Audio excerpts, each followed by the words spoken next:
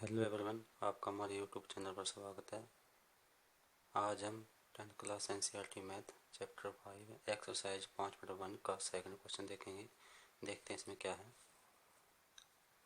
Second question क्या है, दी हुई एपी के प्रथम 4 पद लिखिए जबकि प्रथम पद और सारब अंतर डी निम्नलिखित है।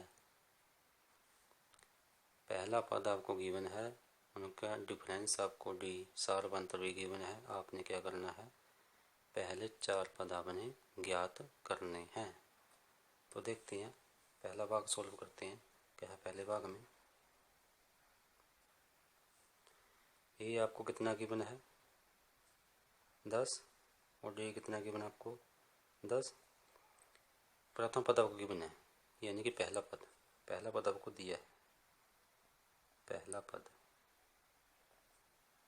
पहला पद आपको दिया है, कितना है 10। अब निकालेंगे दूसरा पद। इसको स्मॉल ए से दर्शाते हैं। दूसरा पद क्या करेंगे निकालने के लिए, पहले पद में डी को प्लस कर देंगे, दूसरा पद निकल जाएगा हमारे पास। पहला पद ए है, डी कितना है 10 है, तो 10 प्लस के 10 कितना हो गया 20। उसी प्रकार क्या करेंगे तीसरा पद,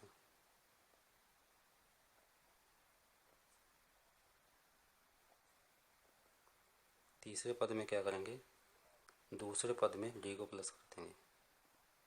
दूसरा पद 20 है और डी कितना आपके पास 10 है, प्लस का 10 बराबर कितना आ जाएगा 30 आ जाएगा। उसी प्रकार चौथा पद देखें क्या है। चौथा पद में क्या करेंगे, तीसरे पद में क्या करेंगे डी को प्लस कर देंगे, कॉमन डिफरेंस को तीसरे पद में प्लस कर देंगे। तीसरा पद आपके पास 30 है, कॉमन डिफरेंस कितना है 10, तो 30 प्लस का 10 कितना होगा 40। तो इस प्रकार हम ए पी लिख सकते हैं। इसकी ए पी क्या बन के आई है, पहला पद कितना था आपके पास 10 दिया था, दूसरा पद कितना आपके पास 20 और तीसरा पद कितना आपके पास 30 और चौथा पद कितना आपके पास 40। इस प्रकार आपके पास ये ए पी बन चुकी है। अब देखते हैं इसके दूसरे भाग में क्या बोल रहा है इसने, दूसरा पार्ट में देखते हैं क्या बोल रहा है इसने। दूसरे पार्ट में क्या दे रखा है आपको पास, पहला पद कितना दे रखा है -2 और डी कितना दे रखा है 0, यानी कि पहला पद आपको दे रखा है, जिसको स्मॉल ए से दर्शाते हैं, A1 भी लिख सकते हो, -2 दे रखा है। उसी प्रकार दूसरा पद देखेंगे, इसको हम A2 लिख सकते हैं दूसरे पद को। इस पहले पद में डी को प्लस कर देंगे, पहला पद -2 है, डी कितना है 0 है, तो कितना आ जाएगा -2 आपके पास दूसरा पद निकल के आ जाएगा। उसी प्रकार तीसरे पद को क्या लिखोगे आप A3 लिख सकते हो। इसमें क्या करोगे, दूसरे पद में डी को प्लस कर दो, दूसरा पद -2 है, डी कितना है 0 है, ये कितना आ जाएगा -2। उसी प्रकार चौथा पद ज्ञात करने के लिए तीसरे पद में क्या करोगे आप डी को प्लस कर दोगे, चौथा पद निकल के आ जाएगा आपके पास। अब क्या करेंगे हम इसकी ए पी लिखेंगे।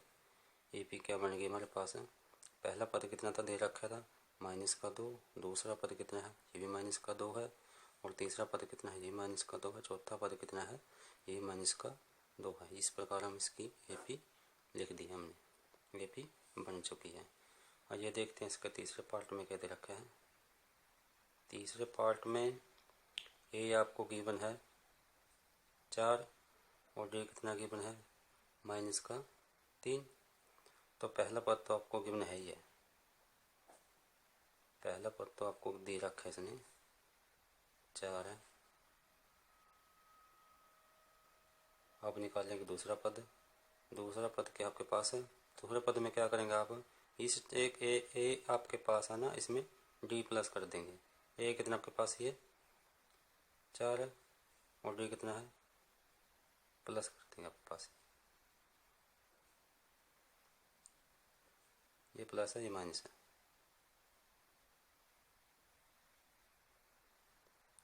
4 में से -3 कर दो, आपके पास 1 आ जाएगा। ठीक है ना, 4 में से -3 कर दोगे 1 आ जाएगा आपके पास। उसी प्रकार का है ये तीसरा पद निकालेंगे। तीसरा पद क्या करेंगे, दूसरा पद कितना आपके पास 1 है, दूसरे पद में डी को प्लस कर देंगे। डी कितना -3 है, प्लस का 1, ये प्लस है ये माइनस है, तो -3 हो जाएगा। तब देखो -3 है, ये प्लस का 1 है, तो -3 में से प्लस का 1 निकाल दो, -2 शेष रहेगा यहाँ पर। उसी प्रकार चौथा पद निकालेंगे। क्या करोगे, तीसरे पद में डी को प्लस कर दोगे। तो तीसरा पद क्या है, -2 है, प्लस में डी कितना आपके पास -3 है, तो -2 ये प्लस है माइनस है, -3 आ गया, तो -2 -3 -5। तो इस प्रकार के आप ए पी लिख सकते हो। ए पी बन चुकी है। पहला पद आपको गिवन था, दूसरा पद कितना है 1 है, तीसरा पद कितना -2 है, चौथा पद कितना -5 है।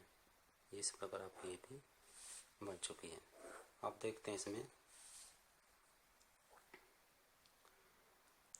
चौथे पार्ट में क्या है। चौथे पार्ट में ए आपके पास है -1 और डी कितना है 1/2। लिखेंगे पहला पद 1 दे रखा है आपको माइनस का। अब निकाल देंगे दूसरा पद, यानी कि पहले पद में आप प्लस कर दोगे डी को, तो इसको सोल्व करने के एलसीएम भी ले सकते हो। 2 एलसीएम आ गया, इसकी मल्टीप्लाई कर दो, क्रॉस मल्टीप्लाई, -2 आ गया, प्लस का प्लस, अब इसकी गुणा करोगे 1 आ जाएगा, -2 में से प्लस क्या कर दो, -1/2 आ गया आपके पास ही। इस प्रकार तीसरा पद लिखते हैं। तीसरा पद निकालते हैं इसमें। तीसरे पद में देखते हैं, ये दूसरा पद आपके पास 1/2 है, इसमें प्लस कर देंगे डी को। डी कितना आपके पास 1/2 है, तो 1 प्लस का 1 माइनस का कैंसिल हो गए, ये कितना आ गया 0 आ गया। अब निकालते हैं इसमें चौथा पद। चौथा पद आपको निकालते हैं। चौथा पद निकालने के लिए क्या करेंगे, तीसरे पद कितना 0 है और डी कितना है 1/2 है, तो कितना आ जाएगा ये, तो 1/2 ही आ जाएगा क्योंकि 0 प्लस हो रहा है, 1/2 आ रहा है। तो अब देखो इसमें क्या है, ए पी बन जाएगी इसमें। पहला पद कितना है -1, दूसरा पद कितना है इसमें, दूसरा पद ये आपके पास -1/2 और तीसरा पद कितना है 0 है और चौथा पद कितना 1/2 है। तो ये आपके पास ये भी बन चुकी है। अब देखते हैं इसमें तीसरे पद में क्या है। आगे हमारे पास इसका एक पार्ट रह चुका है, वो देख लेते हैं क्या है इसमें। पांचवें पार्ट में क्या है, ये आपको गिवन है -1.25 और डी आपको गिवन है, डी आपको गिवन है 0.25, ये आपको गिवन है,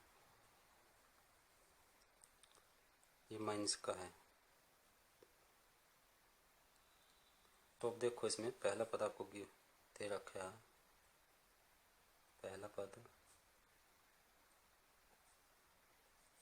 -1.25 है और अब दूसरा पद निकालते हैं इसमें। दूसरा पद निकालने के लिए क्या करेंगे, पहले पद में प्लस कर देंगे डी को, -0.25, तो -1.25, ये प्लस है माइनस हो जाएगा 0.25। जब इन्हों को जोड़ोगे आप, आपके पास आ जाएगा ये -1.50 उसी प्रकार तीसरा पद लिखते हैं, पर तीसरा पद निकालते हैं क्या आएगा। तीसरा पद देखते हैं क्या आता है। दूसरा पद कितना है, माइनस का 1.50 प्लस करेंगे क्या डी कितना है, माइनस का 0.25 माइनस का 1.2। तो अब क्या करेंगे, माइनस का 1.50 ये प्लस है ये माइनस है, माइनस का निशान 0.25 दोनों को ऐड कर दें कितना आ जाएगा, माइनस का 1.575 उसी प्रकार क्या करेंगे, चौथा पार्ट को सॉल्व करेंगे। चौथे पद को, चौथा पद है इसमें, तीसरा पद कितना आपके पास, माइनस का 1.75 प्लस क्या करेंगे डी कितना है, माइनस 0.25 तो माइनस 1.75 ये प्लस है ये माइनस है, तो 0.25 दोनों माइनस के हैं ऐड हो जाएंगे, कितना आ जाएगा माइनस का 2.0। तो पहला अपना पद को गिवन था, दूसरा निकाल लिया, तीसरा पद निकाल लिया हमने और चौथा पद निकाल लिया। इस प्रकार हम क्या करेंगे, इसकी AP लिख सकते हैं। तो पहला पद कितना था, इसमें दे रखा था माइनस का 1.25, दूसरा पद कितना है माइनस का 1.50 और तीसरा पद कितना है माइनस का 1.75 और चौथा पद कितना है माइनस का 2.0। इस प्रकार हमने AP लिख सकते हैं। इस प्रकार अगर आपको वीडियो अच्छी लगी लाइक करें, सब्सक्राइब करें, अपने दोस्तों के साथ शेयर करें। धन्यवाद।